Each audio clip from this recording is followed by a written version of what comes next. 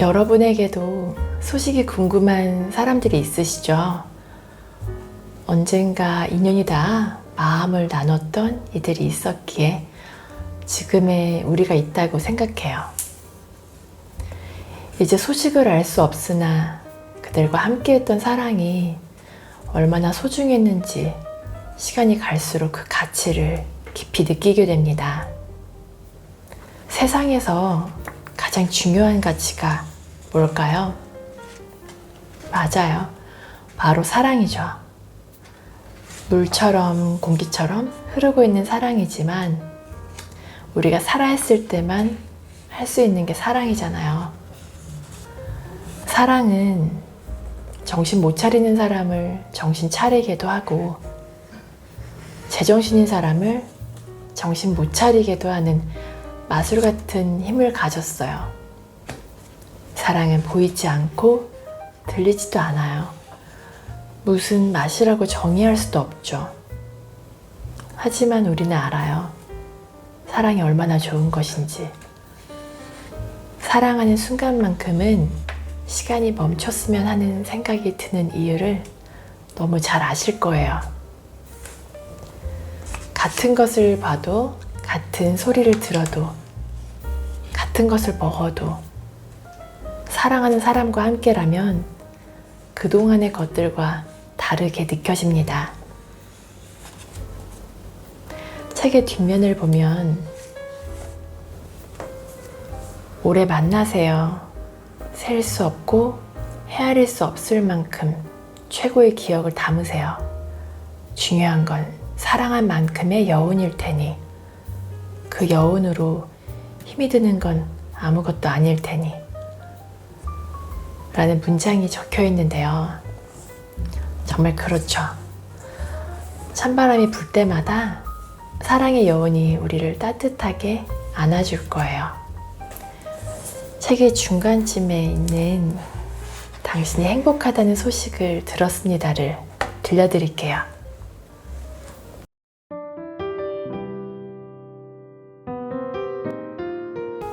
사랑 때문에 사랑이 망하는 수도 있습니다.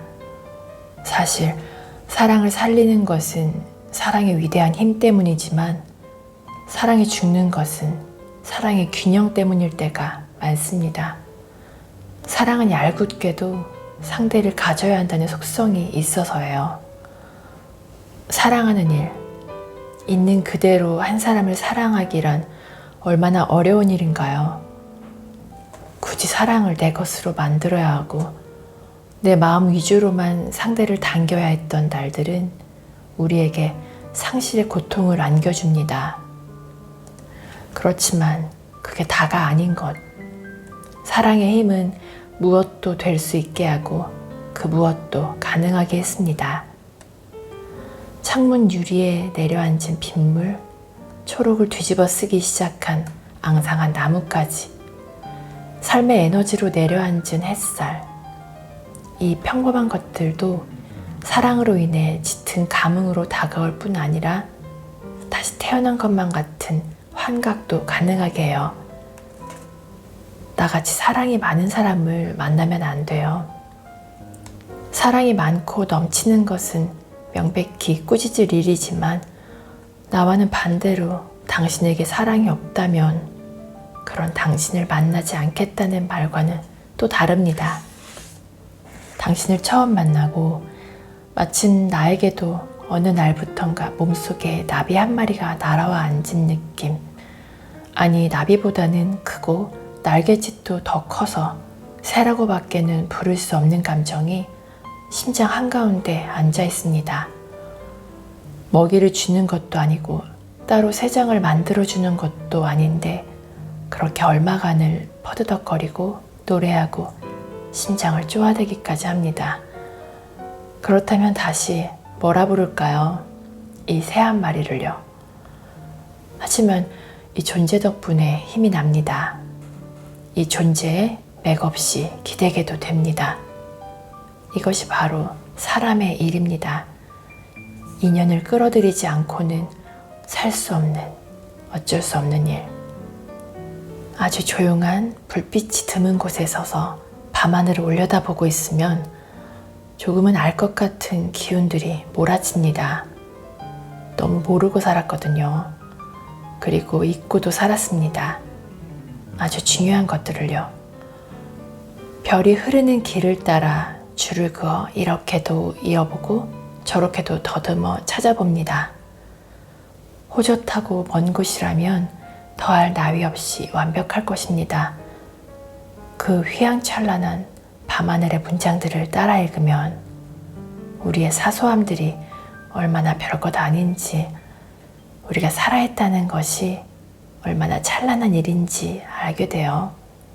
이렇게 중얼거리면서 말이죠. 그래도 된다면 다 사랑하리라. 그런 후에 그래도 된다면 다 잊으리라. 그 우주에 띄워놓은 무량대수의 별들을 두 손에 떠다가 바치고 싶었죠. 찬바람이 불기 시작하면 찬바람이 저 별을 다 가져가기 전에 당신을 더 사랑하겠다고 다짐했었는데요. 인연은 단단하고 따뜻한 것일 수만은 없겠죠. 그 과육은 쉽게 상하고 터져서 진물이 흐르기도 하고 까져야 할 껍질은 더 부풀기만 할 뿐 까지지도 않습니다.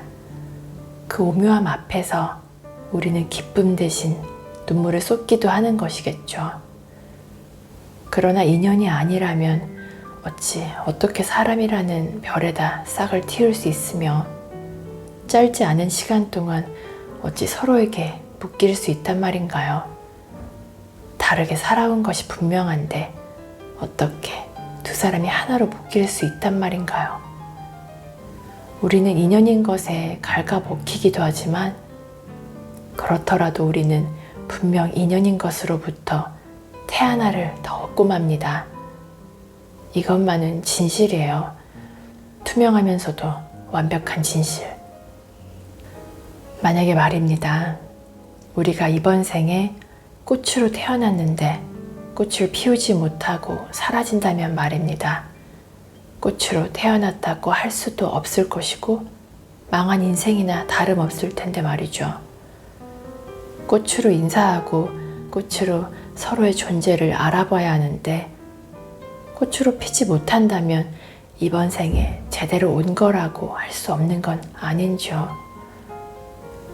일생에 단 한 번 꽃으로 피어나기 위해 우리는 이토록 살고 있는지도 모릅니다.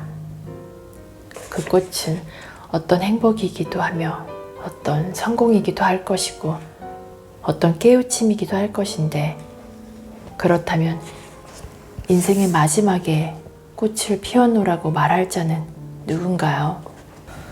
짧게 열흘을 피었다 지는 것이 꽃이라면 그 꽃의 생애 앞에서 의연할 사람은 누군가요? 사랑이란 참 쓸데없는 것 같지만 사람을 살아있게 한다는 면에서 마법 그 이상의 힘을 포함합니다. 인간이 회귀해야 할 발원지이며 절대적인 본질이고 우주의 단 하나의 점인 나를 이루는 뼈대입니다. 한데 그렇게나 머뭇거리는 것, 그 기미를 멀리하려는 것, 자기가 손수 지은 집에만 들어가고 밖에는 나오려 하질 않거나 심지어 사랑을 조심하려는 것이 우리들 사랑이죠.